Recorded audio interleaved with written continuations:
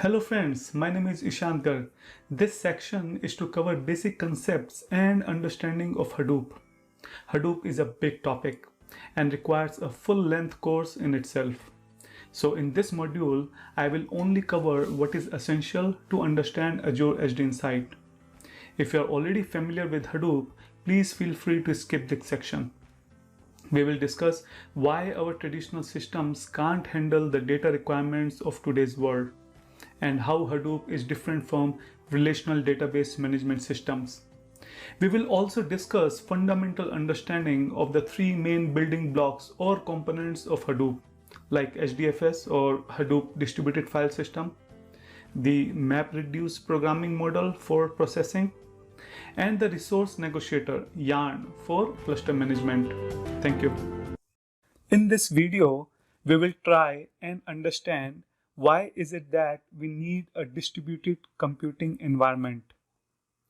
The amount and scale of data that we are dealing with in today's world requires distributed computing environment. We will see the role that Hadoop leaves in a distributed computing setup and also take a brief look at technologies which work along with Hadoop. It's often helpful to have numbers in order to get an understanding of how big is big data. We will look at Facebook and Google and see how much data they are dealing with. Facebook has 2.4 billion monthly active users, and it generates 4 petabytes of data every single day.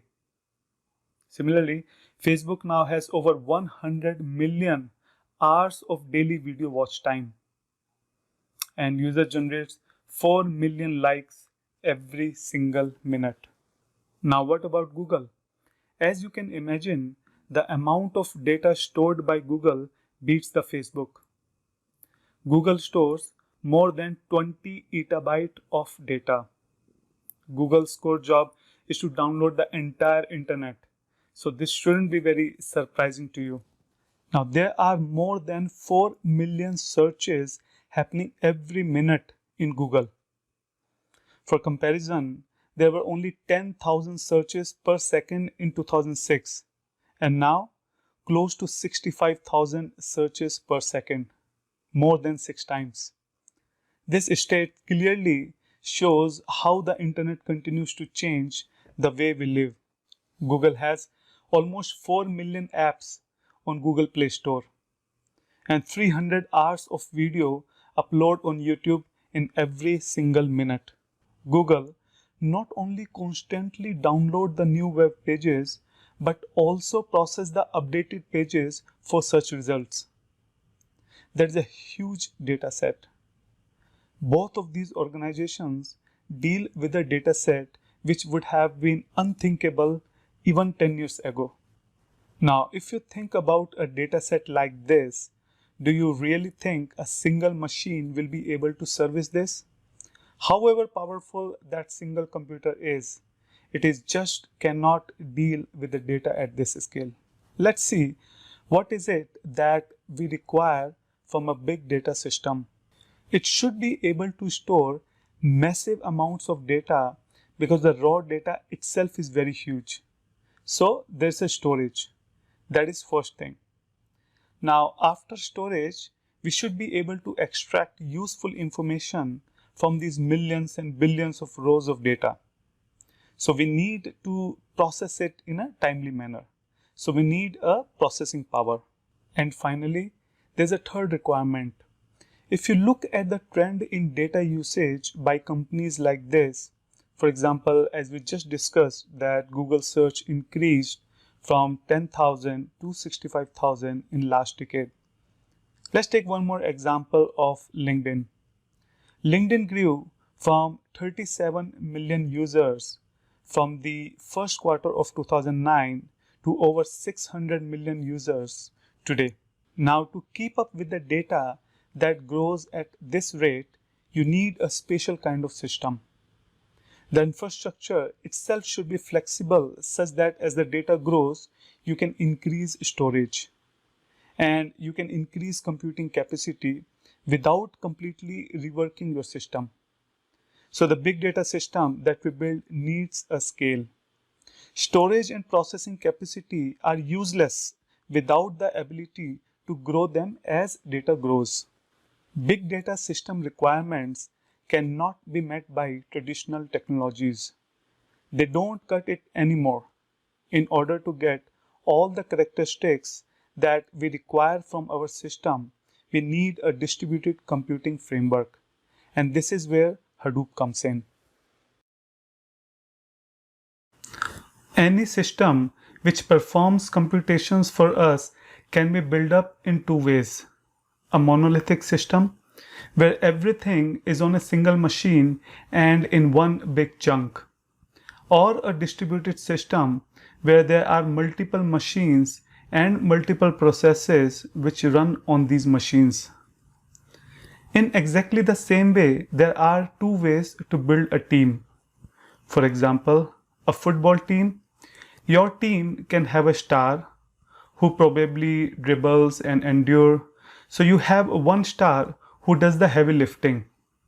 Or an entire team of good players, none of whom are stars, but all of them work together really well and are really good at passing the ball. This is exactly equivalent to a supercomputer and a cluster of machines. Two ways to build a system. The monolithic way is equivalent of one star player that you really rely on. That one player does everything. A monolithic system typically is a single powerful server, and if you want more computing resources and capacity from the server, you might be tempted to pay twice the expenses to improve the performance of this machine. But you will get less than 2 times the performance. The performance of a single machine does not scale linearly with cost. On the other hand, if you look at a distributed system, the equivalent of a team of good players who know how to pass the ball and work together really well. These distributed systems are made up of typically commodity hardware which can be used to parallelize the tasks. Here the onus of improving performance does not lie with one single machine. It lies with all the machines which work together. The players on this team, the individual machines, are called the nodes, and the entire system is called a cluster. No individual node in this cluster of machines is a supercomputer. They all tend to be cheap machines or commodity hardware, but they come together as a team to solve your data processing needs. Something that is axiomatic today but was not really well known 15 or 20 years ago is the fact that a cluster of machines can scale linearly with the amount of data that you have to process. The capacity of such a cluster increases with the number of machines in the cluster.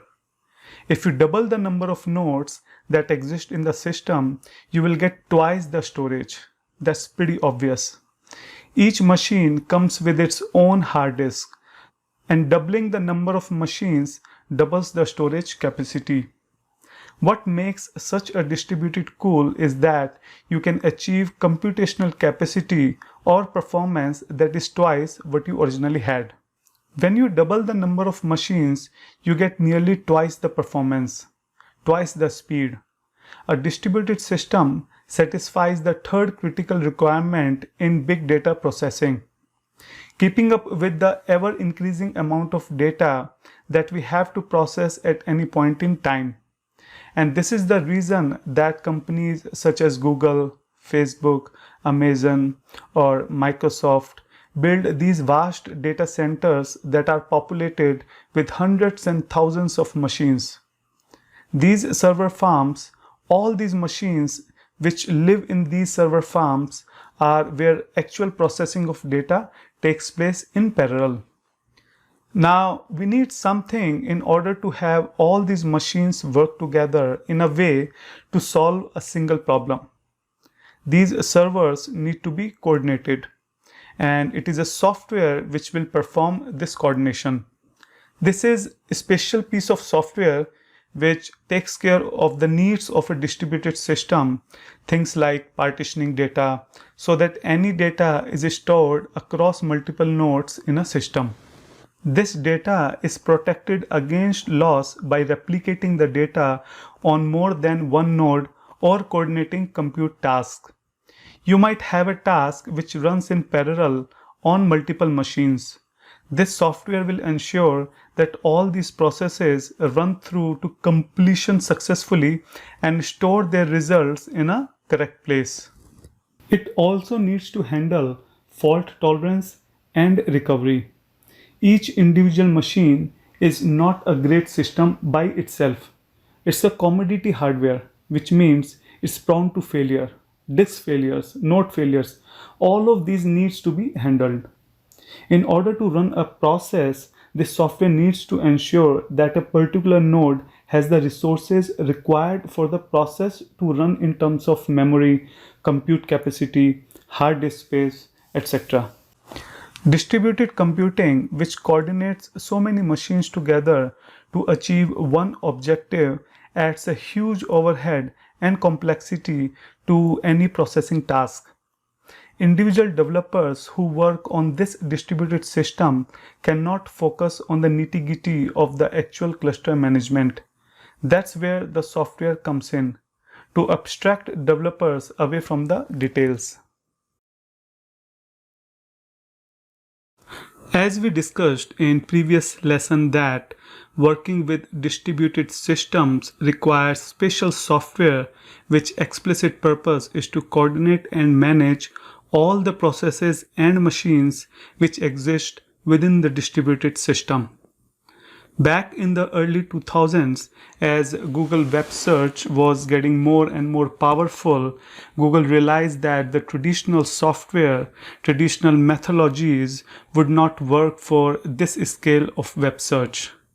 That's when they realized that they would have to build something of their own to manage all these processes, which can run on hundreds of thousands of machines.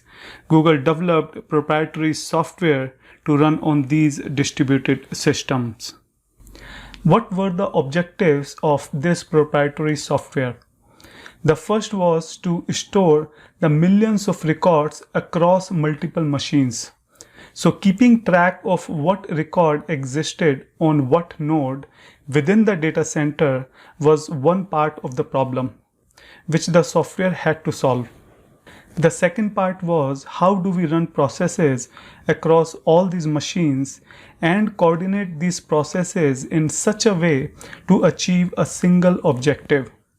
This was the most important problem that Google engineers worked on back in the day, and then came up with two systems to solve this problem. One was called the Google File System, and the other was called the MapReduce. Google File System was responsible for storing data in a distributed manner. It was a file system which existed not on a single machine but on multiple machines which made up a cluster. This would solve the distributed storage problem.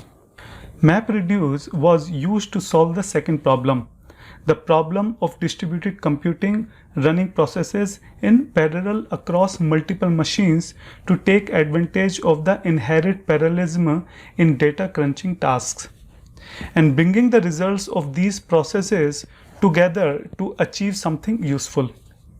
Google engineers developed these technologies and then published paper talking about how these help in distributed computing.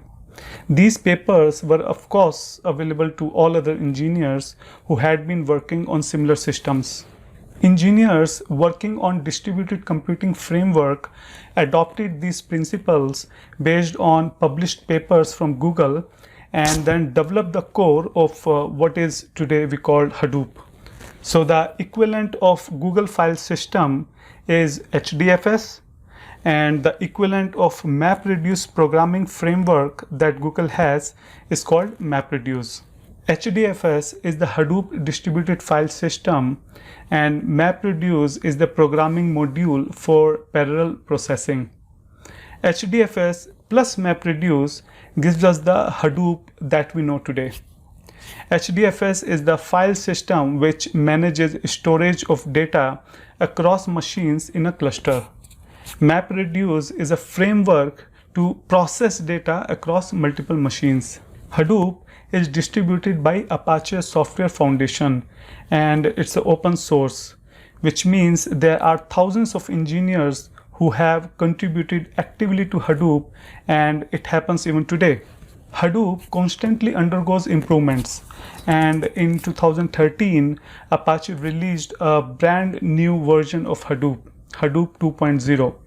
This was a fundamental change where the MapReduce framework, which was responsible for processing data across machines, was split into two logical components, MapReduce and Yarn. The responsibility of each of these components was made narrow and more focused. The MapReduce framework was now only to define the data processing task. It was focused on what logical operations you want to perform on the raw data that you have. Yarn was the framework to run the processing task across multiple machines, manage resources, manage memory, manage storage requirements. Yarn did not care what the data processing task was. That was under MapReduce. Yarn only was responsible for running it and seeing it through to completion. These three components, HDFS, MapReduce, and Yarn, have corresponding configuration files. These are the basic building blocks of Hadoop. So whenever anyone talks about the block diagram of Hadoop, these are the logical components. You have a processing task which you want to run on the cluster which has Hadoop installed. What exactly is the series of steps that happen when you submit a job to Hadoop? The first thing is for you to define map and reduce tasks using the MapReduce API. This is available to work within Java and also other programming languages. This defines what computation you want to perform on the data. MapReduce programs are packaged into jobs, and Hadoop cluster deals with jobs as a whole.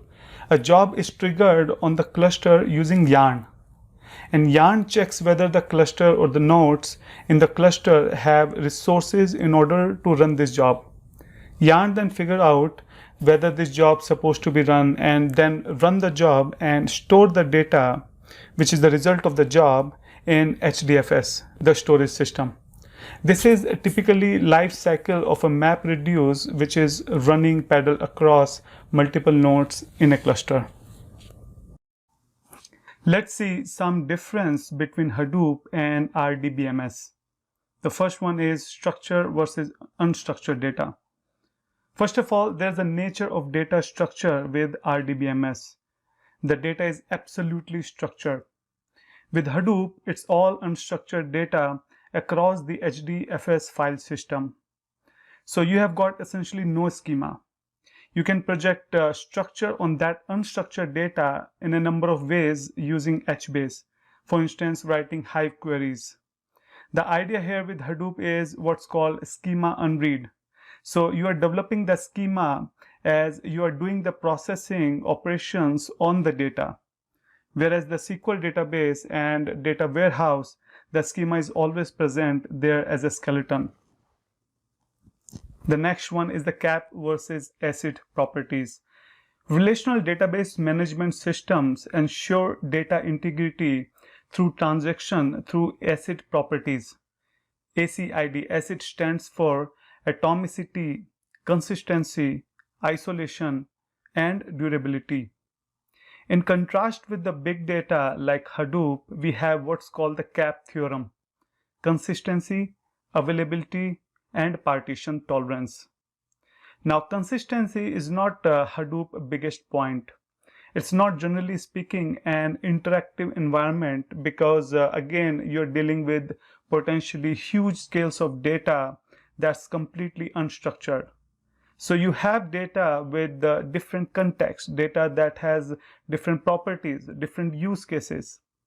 But certainly availability is a huge point of Hadoop because you have spread your data across number of nodes. And we are going in next module that HDInsight adds another layer of availability because you are separating the cluster. Next is data throughput. Normally in a on-premises Hadoop environment, the HDFS is actually part of your cluster. But HDInsight can decouple the storage and compute layers, which means you can bring your Hadoop clusters online or destroy them, which is a good thing from a cost-saving perspective. Query performance. Generally, relational systems offer a lower data throughput but faster query performance. It's lower because, especially in the case of systematic multiprocessing systems like Azure SQL database, you have got just a single virtual server. So computers are bottlenecked. But in contrast, Hadoop, that's distributed across the nodes in a cluster. You have got potentially much higher data throughput. But because MapReduce has to map across all the nodes to round up the data that you are requesting in the query and then distill it down, reduce that result set, that's going to give you potentially much lower granular query performance. And then scaled. RDBMS is our vertically scaled and Hadoop is horizontally. That's similar to Azure SQL database versus Azure SQL data warehouse. And RDBMS, as we know, is online transaction processing platform, whereas Hadoop it's more for OLAP. And finally, cost. The SQL Server product is, are all licensed enterprise software products that are closed source. Hadoop, by contrast, is mostly free and open source. I say mostly because the companies like Cloudera and Microsoft that offer managed version of these open source tools. And you are paying for the premium experience of having not only a hosted environment, but in the case of like HDInsight, integration with the entire Azure ecosystem. And with this, we come to the end of this module on Hadoop overview. Hopefully, you have understood why we need a distributed computing system and why it is superior to a single computer setup. You have also understood what role Hadoop plays in a distributed computing setup and why technologies like Hadoop was developed in the first place. You also have some big picture understanding of various technologies which live within the Hadoop ecosystem and are built on top of Hadoop. Thank you. Hello and welcome everyone. In this module, we'll try to understand, even though Hadoop is so useful in big data analysis, but why is it so difficult to implement it? What are some common challenges we face with Hadoop? And how HDInsight easily overcome those challenges? We will not only discuss some very interesting aspects of HDInsight, but we will also go through some simple demo where we will fetch data from data lake, process it through Hive in the cluster, and then later store this data in SQL Server. By the end of this module, you will understand HDInsight basics, how to relate to the Hadoop, and specifically how we can use HDInsight to perform data processing tasks. In previous module, we discussed that how traditional systems are failing while dealing with big data, and how Hadoop is a promising technology to process such a massive scale of data. With all its hype, it's not wonder that organizations are getting caught up by the idea of having their own big data initiatives. But as promising as that idea sounds, the reality is that majority of big data projects are unsuccessful. Clearly, there is a disparity between the idea of big data and the successful execution of big data initiative in the enterprise. And the reason for that disparity is simple. Implementing big data is challenging on a number of levels. Let's discuss three main challenges to implement big data solution. The first one is upfront hardware cost. While the benefits of Hadoop adoption are many and varied, the reality is that implementing on-premises Hadoop is extremely difficult. And the first challenge is to estimate and forecast out that how much hardware I would need. And the number of machines to purchase will depend on the volume of data to store and analyze. And this is where you have to analyze and visualize the need of hardware for accurate insights. You have to plan for new projects and services, and you have to predict the impact of rising demand on systems, apps, and services. And we say that Hadoop runs on commodity hardware, but still these are not cheap machines. They are server grade hardware. It costs a lot. In addition to hardware cost, a large Hadoop cluster will also require support from various teams like network admins, IT, security admins, or system admins. And this put a lot of overhead on big data project. And there are many other costs like data center expenses, cooling, electricity, etc., etc. So in general, hardware infrastructure is a big challenge to implement Hadoop. Second is the scalability challenge. Big data projects can grow and evolve rapidly. On-premises Hadoop analytics platforms rely on commodity servers, and that physical environment results in scalability problem and storage limitations. To solve these problems, more physical servers must be added, and that can be very expensive, time-consuming, and disruptive to the project. In addition, big data workloads tend to be inconsistent, which makes it a challenge to predict where a resource should be allocated. And the third one is the data talent shortage. I need to find expert who knows how to deploy Hadoop, and this is not easy. Successfully implementing big data is largely dependent upon getting the right person with the right skill set. But as big data adoption accelerates, those people are getting harder to find. This is especially true for organizations that have adopted an on-premises big data solution. These functionalities typically require sophisticated teams of developers, data engineers, and Hadoop admins who have the knowledge and skill required to manage and maintain Hadoop clusters.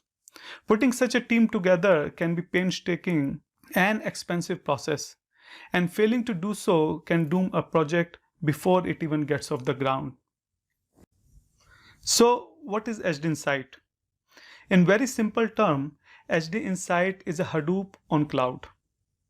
Or I can say HDInsight is a cloud distribution of Hadoop components. Azure HDInsight makes it very easy, fast, cost-effective, scalable, and secure to process massive amount of data. Now, what does it mean when I say HDInsight is a completely managed service? That means Azure will take care of operation of application for you. They will run Hadoop for us. We don't need to hire someone who knows the needs of care and feed of a Hadoop cluster. Azure provides an SLA on Hadoop cluster. If something breaks at 2 a.m. in the night, Microsoft support will get a call, not us. And they will fix it before we even realize that there is a problem. Microsoft is continuously investing more and more to make it easier for use. They are integrating with other Azure services, putting Hadoop inside the Visual Studio. They are doing so much in order to make it easy to get success in Hadoop. And all of the challenges which we discussed in the previous lessons are taken care by the HDInsight. Let's see that. Now, first of all, there is no upfront hardware cost. HDInsight deploy and run Hadoop cluster for us. All we have to do is to log into the cloud, provide billing information, and let them know what we need, and HDInsight will deploy it for us. And now we have almost unlimited scale to play around with. One of the biggest advantage of Azure HDInsight is that it enables developers further scale up or scale down the big data clusters very easily and efficiently. They can now process a massive amount of data without being worried about the scalability. Third one is pay only what you used. Azure provides dynamic machines that are billed only when active. This enables elastic computing, where you have to add machine for a particular workload or projects and then remove them when not needed, and you just pay what you used. Whereas in on-premises, we don't have this flexibility.